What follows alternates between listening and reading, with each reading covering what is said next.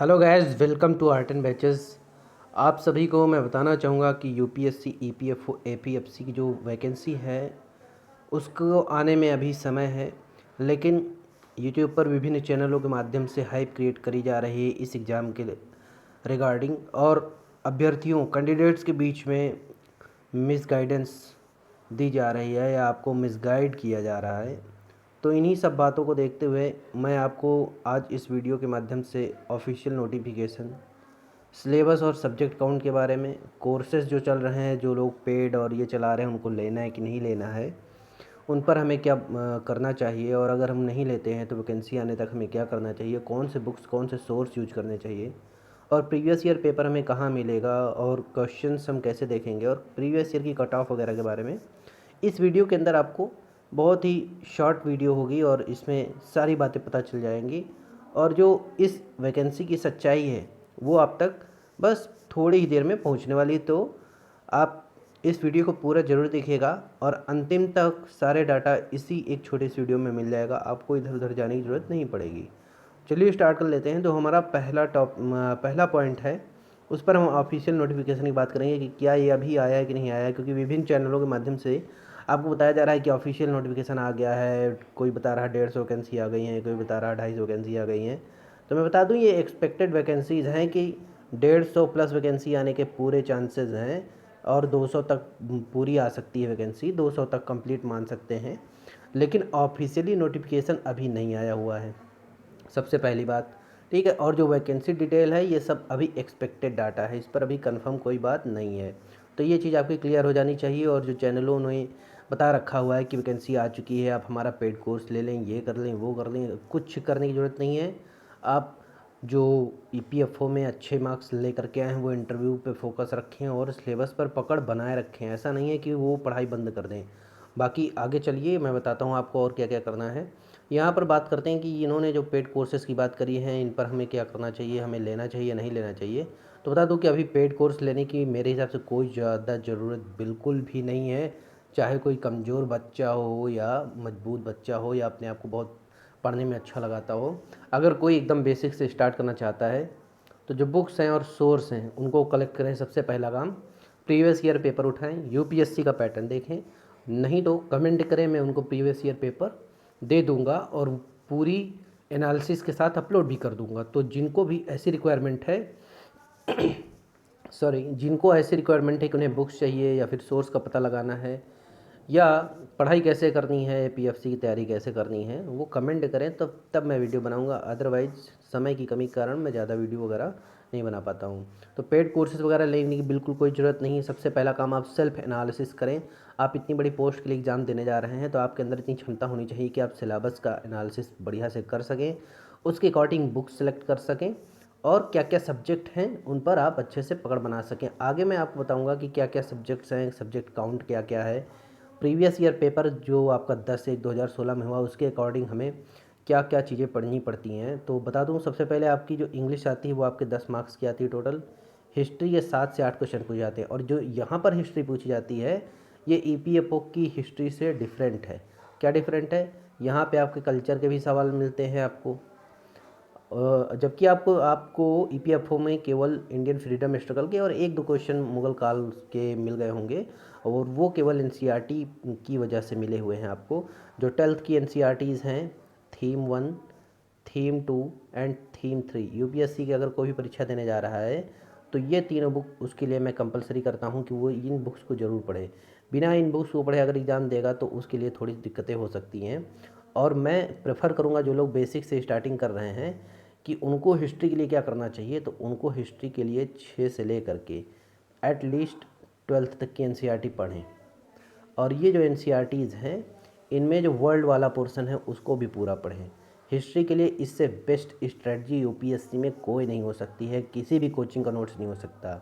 ये लोग जो नोट्स वगैरह बना के आपको देते हैं, पढ़ाते हैं, ये वही एनसीईआरटी में काट छाँट करके देते हैं। कुछ टॉपिक रह जाते हैं आपके, फिर आपको दिक्कत उठानी पड़ती है। आप पैसा पे करते हैं उनको, लेकिन आपको रिजल्ट 100% नहीं मिलता है, गारंटी नहीं मिलता है। इसीलिए आपको हिस्ट्री के 6 से 12 की पूरा पढ़ना पड़ेगा। अब ज्योग्राफी, इन्वायरमेंटल साइंस और थोड़ा बहुत डेमोग्राफी का भी आता है, तो ये भी आप अगर एनसीईआरटी से करेंगे तो बेस्ट रहेगा। ठीक है। तो ये भी 6 से 12 तक की एनसीईआरटी एकदम कंपलसरी है, एकदम पूरी कंपलसरी। इसको मैंने भी पढ़ा हुआ है। असिस्टेंट कमांडेंट के एग्ज़ाम में बहुत फ़ायदा होता है एनसीईआरटी पढ़ने का। तो ये जो 2 पोर्शन है, हिस्ट्री और ज्योग्राफी, विदाउट एनसीईआरटी आप इनसे पार नहीं पा सकते हैं। तो ये करने के लिए आप जो है इन पर पकड़ बनाने के लिए एनसीईआरटीज़ ज़रूर पढ़ें। ठीक है। देखिए मैं आपको सोर्स भी बता दिया हूँ और जो काउंटिंग है वो तो चल ही रही है। इंग्लिश के लिए देखिए मैंने नहीं बोला हुआ है। हाँ, तो इंग्लिश में आपको क्या करना है, बेसिक ग्रामर पढ़िए और जो वर्ड पावर है या वोकैबुलरी है जिसको हम लोग कहते हैं, आप एसएससी का सिलेबस उठा लीजिए या फिर यूपीएससी का ही सिलेबस उठा लीजिए, जिसमें एंटोनिम सिनोनिम हो गए, फ्रेजल वर्ब हो गई, वन वर्ड सब्स्टिट्यूशंस हो गए, ये सारी और जो बेसिक ग्रामर्स हैं उन पर आप अपनी पकड़ स्ट्रॉन्ग करिए। ठीक है। तो आपके देखिए यहाँ तक हो गया। करंट अफेयर्स के 10 क्वेश्चन आने हैं। करंट अफेयर्स पढ़ने के लिए आप द हिंदू का न्यूज़पेपर पढ़ सकते हैं, कोई ऐप डाउनलोड कर सकते हैं। जीके टुडे का एक बहुत छोटा सा ऐप आता है, वो बहुत बढ़िया होता है, उसमें करंट अफेयर्स बहुत बढ़िया दिया होता है, मंथली भी है, डेली बेसिस पे भी है। तो अगर आप शुरू से ही मेरी ये जो स्ट्रेटजी में बोलता जा रहा हूँ, अगर इसको पकड़ लेंगे तो एपीएफसी का एग्ज़ाम कोई बहुत दूर की कौड़ी नहीं होगी, बहुत आराम से आपसे हल हो जाएगा। इकोनॉमिक्स से 8 से 9 क्वेश्चन आते हैं और जनरल अकाउंटिंग प्रिंसिपल से 15 सवाल आते हैं। तो देख रहे हैं यहाँ पर एक बिग अमाउंट है। यहाँ पर लोग बताते हैं जनरल अकाउंटिंग प्रिंसिपल की टीएस गरेवाल की बुक आपको प्रेफर करनी चाहिए। मैंने भी पढ़ी हुई है टीएस गरेवाल, बहुत बढ़िया बुक है। लेकिन मैं आपको एक छोटी सी चीज़ और सजेस्ट करूँगा कि अगर इकोनॉमिक्स और अकाउंटिंग प्रिंसिपल की आप एनसीईआरटीज़ पा जाते हैं तो बहुत बेहतरीन होगा। और ये आप कैसे पाएंगे, एनसीईआरटी का ऐप डाउनलोड कर लें। फिलहार्ड का एनसीईआरटी ऐप आपको गूगल उस पे मिल जाएगा, गूगल प्ले स्टोर पर मिल जाएगा, वहाँ पे डाउनलोड करें और वहाँ पे सब्जेक्ट सिलेक्ट करके जनरल अकाउंटिंग प्रिंसिपल की बुक देखें तो एनसीईआरटी की जो मिल जाएगी, आप वहाँ से पढ़ाई करेंगे तो मैं बता रहा हूँ गारंटी के साथ 15 के 15 सवाल वर्ड टू वर्ड आपको मैच मिलेंगे। अब आपका जो पॉलिटी है वहाँ से 8 क्वेश्चन आते हैं। इसके लिए one and only source M Laxmikanth है, वही कर लें, परफेक्ट रहेगा। साइंस टेक एंड कंप्यूटर, ये भी एक बिग अमाउंट है, यहाँ पर 15 से 17 सवाल आते हैं। साइंस टेक के लिए सबसे पहले मैं बताता हूँ कि साइंस के लिए आपको जो है कक्षा 9 और 10 की एनसीईआरटी आप पढ़ लीजिए, ये आपके लिए पर्याप्त है। और टेक और कंप्यूटर के लिए, कंप्यूटर का तो सिलेबस आपको पढ़ना ही पड़ेगा कहीं ना कहीं से, बेसिक कोई किताब, लेकिन जो टेक है वो आपका पूरा करंट अफेयर से मैच कर जाएगा। और इसके बाद सबसे बड़ा अमाउंट यहाँ पर है Q&R, मतलब क्वांट एंड रीजनिंग का 30 से 32 सवाल आते हैं यहाँ से। तो आप इसकी प्रैक्टिस शुरू से, बेसिक जो अरिथमेटिक है, बेसिक का आपका कोऑर्डिनेट ज्योमेट्री है, बेसिक आपका मेंसुरेशन है, एरिया के सवाल हो गए, वॉल्यूम के सवाल हो गए, ये आपको कर लेने चाहिए, ये आपको शुरुआत कर लेनी चाहिए। तो आपके 30 से 32 में आप कवर कर पाएंगे।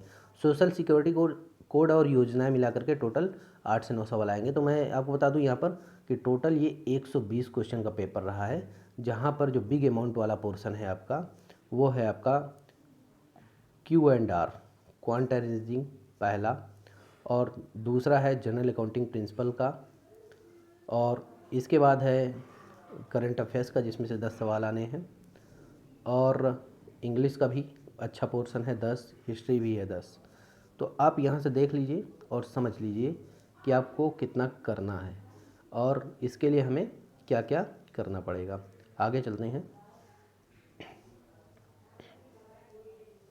इसके बाद अगर हम प्रीवियस एग्ज़ाम का डाटा उठाकर देखें कि प्रीवियस ईयर एग्ज़ाम में क्या क्या कट ऑफ गई थी, कितनी कैंडिडेट थे, क्या नहीं थे, ये सब आपको देखने को मिलेगा। तो ये नोटिस आई हुई थी जब रिज़ल्ट डिक्लेयर हुआ था। तो ये बता रहे हैं कि आरटी जो है 10/1/2016 को हेल्ड हुई, रिक्रूटमेंट टेस्ट हुआ। ये ईपीएफओ में एपीएफसी की जो वैकेंसी है 170 पोस्ट पर, उसकी कट ऑफ मार्क्स इन्होंने जारी करी है। 1,63,316 कैंडिडेट अपीयर होते हैं और एक कैटेगरी वाइज है कितने अपीयर हुए थे। और फिर इन्होंने बताया कि इन्होंने सिलेक्ट कितने किए। तो ये देखिए 170, और जो 7 ओबीसी कैंडिडेट थे जनरल में क्वालिफाई कर दिए गए थे। Minimum level of suitability of marks, अब ये आपके जानकारी वाली चीज़ है, बहुत इंपॉर्टेंट चीज़ है ये आपकी कट ऑफ है। तो रिक्रूटमेंट टेस्ट 100 में 66.5 गई थी। अब इसका मतलब हो गया, अगर हम इसको 300 में काउंट करें तो परसेंटेज आप निकाल लीजिए, 66.5 परसेंटेज आपके 100% आने चाहिए थे 2017 में, तब आपको एक सीट मिलेगी। कट ऑफ का मतलब होता है लोवेस्ट मार्क, इसके नीचे वाले को सिलेक्शन नहीं मिला था। इंटरव्यू में 50 मार्क्स यूआर कैटेगरी के फिक्स हैं, ईपीएफओ में भी, एपीएफसी में भी।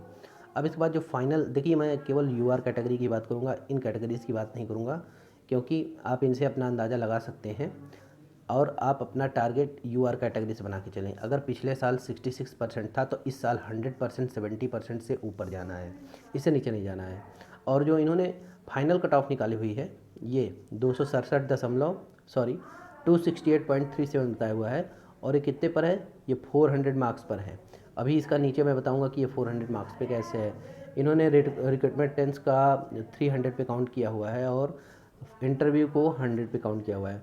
तो ये जो टोटल अगर हम परसेंटेज देखें कि टोटल 67% मार्क्स लाने होंगे फाइनल सिलेक्शन के लिए, ठीक है।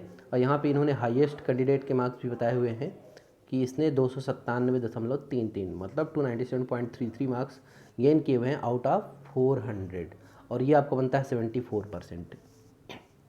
तो जो सिलेक्शन का क्राइटेरिया था लास्ट एग्ज़ाम में वो आपका क्या था, ये यहाँ से देखते हैं 67% से 74% तक अगर आप गेन किए थे तो जो है आपने सिलेक्शन पाया था 2016 के एग्ज़ाम में। लेकिन अगर इस साल वैकेंसी आती है 2021 में तो आपको मिनिमम आपका 70 to 75% कट ऑफ ये जनरेट होने के पूरे चांसेस हैं, ठीक है। और देखिए हाई कट ऑफ जाने का क्या रीज़न है। हाई कट ऑफ जाने का रीज़न ये है कि जो वहाँ से फिक्स मार्क्स मिल जाते हैं, आप हल्की फुल्की पढ़ाई करिए और आपके मार्क्स आप तक पहुँच जाते हैं। वो सेक्शन आपको हम दिखाते हैं, यहाँ से देख लेते हैं, थोड़ा इसको सफाई कर देते हैं, बहुत कचरा हो गया है यहाँ पर। हाँ, ये देख रहे हैं आप। सबसे देखिए पहले Q&R में 30 से 32 सवाल हैं। मैथ रीजनिंग अगर आपकी अच्छी है तो आप पूरे के पूरे नंबर यहाँ से उठा सकते हैं। यहाँ से साइंस टेक एंड कंप्यूटर अगर साइंस बैकग्राउंड का कोई बंदा है तो उसके लिए बेनिफिशियल हो गया। यहाँ से देखिए कितना 30 10 40 5 45, यहाँ से 45% हो ही गया। अब बचता है 70% करने के लिए कितना 25। क्या मैं सही बोल रहा हूँ? हाँ सही बोल रहा हूँ, 25 आपको निकालने हैं। अब देखिए करंट अफेयर्स 10 है, यहाँ से 7 8 निकाल ही सकते हैं। 45 7 हो गया 52। हिस्ट्री में 5 निकाल लीजिए, 52 5 57।